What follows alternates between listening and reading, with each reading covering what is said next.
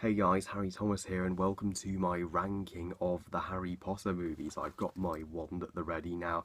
I love Harry Potter. It's one of my absolute favourite film franchises of all time, and I love the books as well. There isn't a single bad film to be found here, but of course this is a ranking, so one of them has to be my least favourite and one of them has to be my favourite. So I hope you guys enjoy this ranking. So without further ado, let's get to it. Expecto Patronum. Now, number 8 and my least favourite Harry Potter film, sad to say, is The Half-Blood Prince. Now, I know some of you will be disappointed that it is my least favourite because some people love this movie, but don't get me wrong, The Half-Blood Prince is not a bad film. There's a lot to love here. First of all, David Yates' flawless direction, the beautiful visuals and cinematography, and there are some legitimate emotional and dark scenes. Jim Broadbent, fantastic as Horace Slughorn. Even Draco Malfoy gets more to do, and so does Ginny, but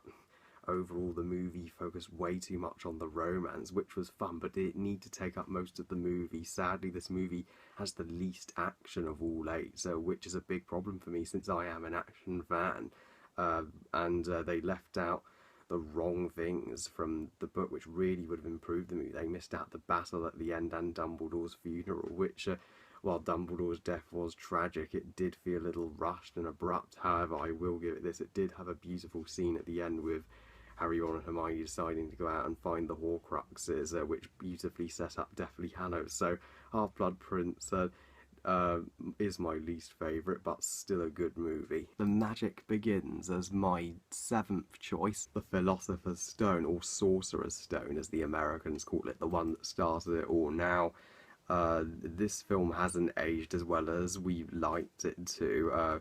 Well, we shouldn't be too harsh on it as it is the first in the franchise, but there is a lot of exposition and it does have its pacing issues, and Harry doesn't even do a single spell. However, it is a wonderful delight and a great family film and a fantastic beginning to this franchise. Chris Columbus brilliantly brought the family feel to it, as he did with the Home Alone movies, and it is right that this movie is the lightest and funnest of the movies, as the movies would mature as they went along. It has fantastic child actors, everyone is perfectly cast, the Harry Potter world is beautifully brought to life, and it does have some legitimate emotional moments. So not my favourite Harry Potter movie, but a darn great family classic. Now, my 6th choice is, oddly enough, the superior sequel, Chamber of Secrets. Now, some people consider Chamber of Secrets to be the weakest of the films, but I disagree. I think it's a little underrated. I think it's slightly better than Philosopher's Stone in every way. It ups the acting, it ups the sets, it ups the effects. I can see why people don't like it, because it is very similar to Philosopher's Stone and does lack its own identity, and it is the longest Harry Potter movie, so it is a little longer, but it expands the Harry Potter universe. It's appropriately a little darker, and it introduces the idea of prejudice with the Muggleborns, and Dobby is awesome. The spider scene is creepy as hell, and the climax, the battle with the basilisk, is freaking epic with some great practical effects. So Chamber of Secrets, a great sequel. Something Wicked This Way Comes as seemingly everyone's favourite, Prisoner of Azkaban. Now, some of you might be pissed off that this isn't number 1 on the list, because everybody just loves Prisoner of Azkaban and widely considers it to be the best of the bunch, but Prisoner of Azkaban, even if I think it's slightly overrated, it's still a great movie and does deserve every ounce of praise it gets. It's the Alfonso Cuarón took the reins, and he brought such a dark gothic atmosphere to the series. Appropriately, this is much darker than the first two, and the acting is so much better. Daniel Radcliffe, Rupert Grint, and Emma Watson so much more confident in their roles. Gary Oldman, fantastic as Sirius Black, and as is David Phillips as Remus Lupin. The Dementors are terrifying as hell. The Buckbeak Ride is one of the best Harry Potter moments, and the finale of this movie is amazing, where they go back in time and save Sirius, and Harry even gets to stand up to the Dursleys, which is awesome. So yeah, Prisoner of Azkaban, it's high up there. Dark and difficult times lie ahead as my fourth choice, Goblet of Fire. Now, surprisingly, Alfonso Cuarón did not return for Goblet of Fire. Mike Newell took the reins, and Goblet of Fire had a hard act to follow, continuing the compelling dark story set by Prisoner of Azkaban, because that was when this movie series truly got awesome and proved that sequels can sometimes be better.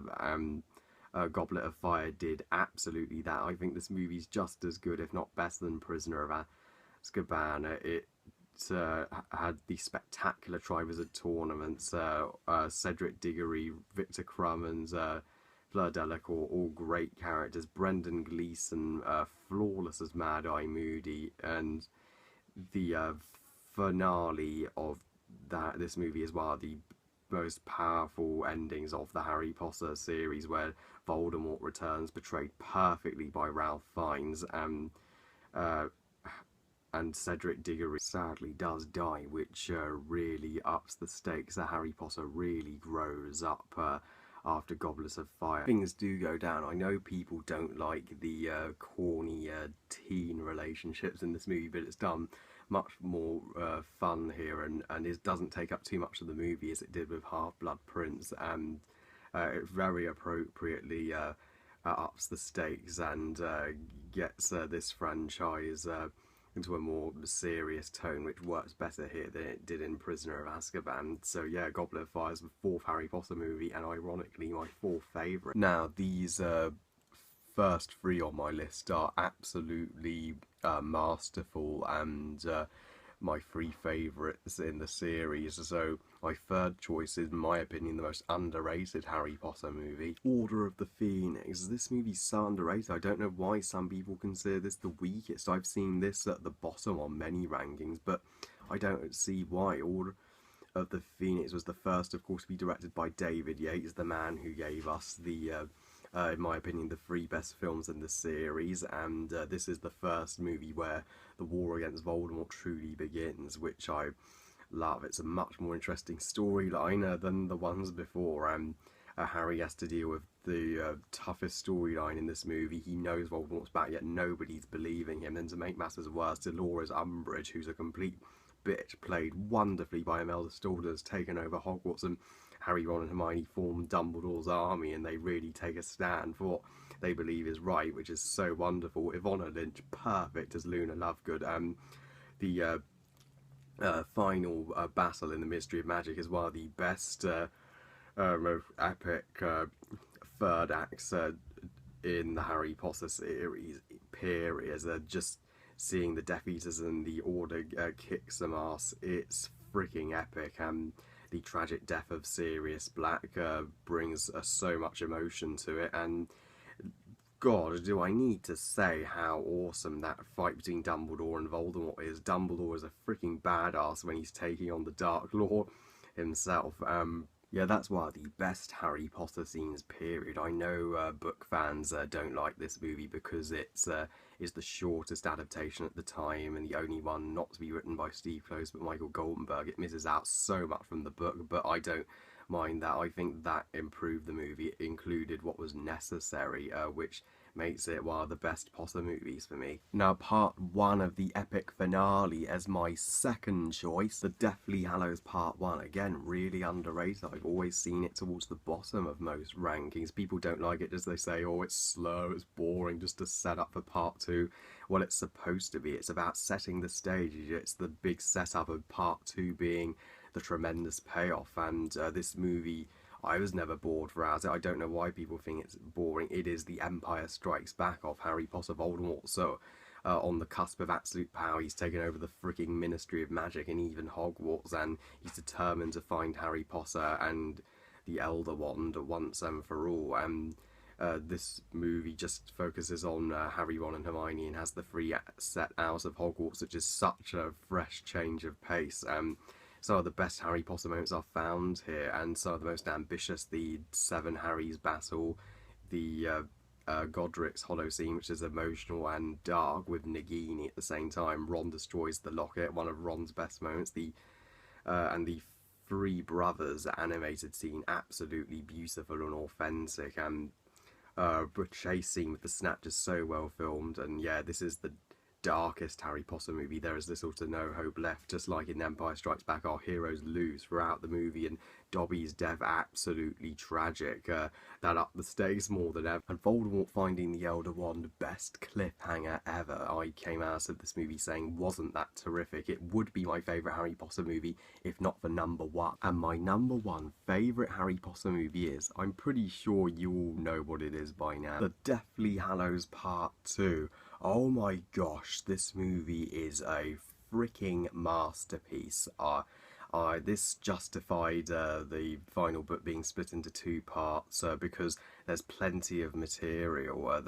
You finally see after watching part 2 they could never have done the Deathly Hallows as just one movie. This movie is just one big epic final battle against Voldemort with the best action, best emotion, and the greatest character moments of the series. The opening action scene at Gringotts are absolutely spectacular to the epic Battle of Hogwarts. It gets straight to the action, and it is the defining chapter of Harry Potter, and at the same time it focuses on our characters trying to destroy the Horcruxes in their final moments. And Snape's death absolutely tragic, and many deaths in this movie. This movie has the most death of the Harry Potter movies. It is the darkest and grittiest of them all, and Snape's memories are one of the most beautiful scenes ever put to film. Alan Rickman, truly phenomenal. He deserved an Oscar.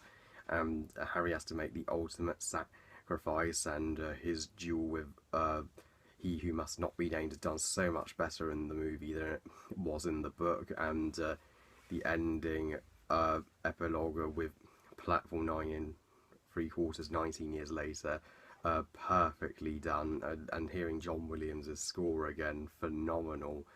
And this movie's soundtrack has the best soundtrack of the films, especially Lily's theme, which is awesome. Yeah, Deathly Hallows Part 2, it's the definition of a perfect movie. You couldn't ask for a more perfect ending to this franchise. So that was my ranking of the Harry Potter movies. So Deathly Hallows Part 2 being my favourite and Half-Blood Prince being my least favourite. Well, I hope you guys enjoyed it. I love you guys. Thank you all for watching. And what's your ranking of the Harry Potter movies?